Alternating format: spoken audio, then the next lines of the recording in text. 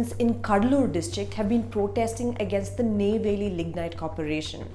On July 28th, protests turned violent after former Union Minister Anbumani Ramadoss was detained, with PMK functionaries clashing with the police and pelting stones.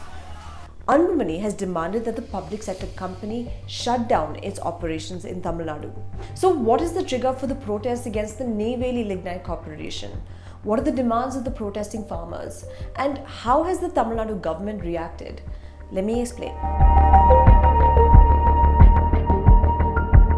First, some quick history.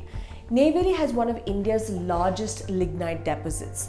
The Neyveli Lignite Corporation is a public sector enterprise that is under the administrative control of the Union Ministry of Coal.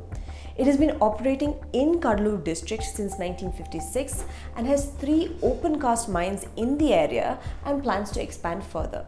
The present protests were triggered after the Neyveli Lignite Corporation or NLC tried to take possession of the lands that it had acquired over a decade ago. On July 26th, NLC brought in earth movers to take over the land.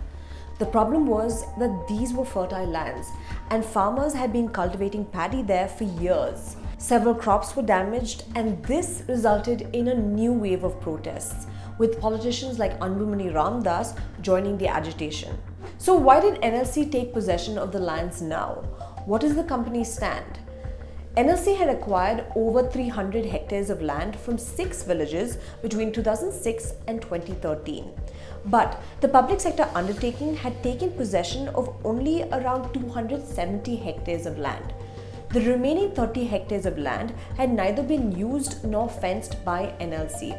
So over the years, many farmers continued to use these lands to grow crops, even though the ownership belonged to the public sector undertaking. NLC decided to take possession of the lands now because it was carrying out a canal diversion project to prevent its mines from flooding during the monsoon.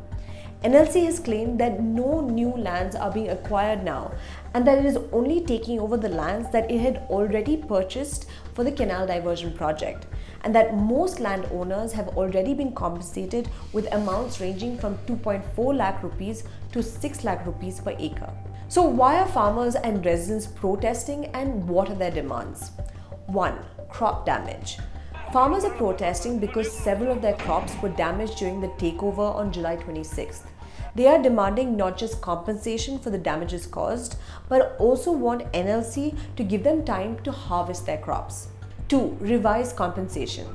Farmers say that they should be given compensation for the acquired land as per the current market rates. They argue that as per the Right to Fair Compensation and Transparency in Land Acquisition, Rehabilitation and Resettlement Act of 2013, since NLC had not taken physical possession of the land for over 5 years, the acquisition proceedings had lapsed and that the government could initiate fresh proceedings. 3. Rehabilitation Package. Farmers also demanded a rehabilitation package to compensate for the loss of their livelihood. This includes a permanent job for one member of each family in NLC. Several parties, including allies of the ruling DMK, have reacted to the protests by supporting the farmers and their demands. Opposition parties like the PMK have demanded not just compensation for the farmers, but have also demanded that NLC shut its operations, with Anbumani Ramadoss alleging that the company has polluted the environment and caused health issues to the people. So how has the state government responded? As far as crop damage is concerned, the Tamil Nadu government said that farmers were informed last December not to grow crops on NLC's land. The state has promised that NLC will compensate farmers 30,000 rupees per acre for the crop damage.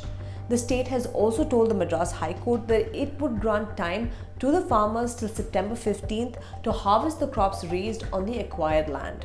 With regard to the revised compensation, Tamil Nadu Finance Minister Thangam Tennarasu announced that landowners would get an additional compensation of 6 lakh to 15 lakh rupees per acre. Over 1,000 landowners would stand to benefit from the additional compensation, which would amount to a total of 75 crore rupees. The minister said that multiple rounds of talks were held between the Cuddalore district administration and the farmers, and alleged that peaceful protests turned violent only due to the instigation of some political parties. Condemning the violence, he alleged that farmers were being used as human shields and that the state would not allow anyone to indulge in violence. On August 2nd, the Madras High Court delivered its verdict.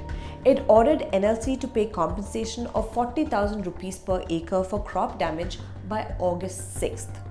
The court found that both farmers and NLC were at fault in the case. It ruled that farmers had no right over the land as it had been acquired by NLC and they had trespassed by growing crops. Likewise, the court pointed out that NLC was at fault for failing to protect its acquired land. The court also ordered that no agricultural work should be taken up on the acquired lands after September 15th and directed the state government to take necessary action if anyone tries to create a law and order problem. Well, that's all from me for this week, but the News Minute does have a lot more video content, including interviews, news reports and shows, including by our editor-in-chief, Danya Rajendran. Do go check it out and subscribe to our YouTube channel. Also, don't forget to support independent journalism. You can do so by becoming a member of the News Minute. And as always, if you like this video, hit the like button and share this video with your friends.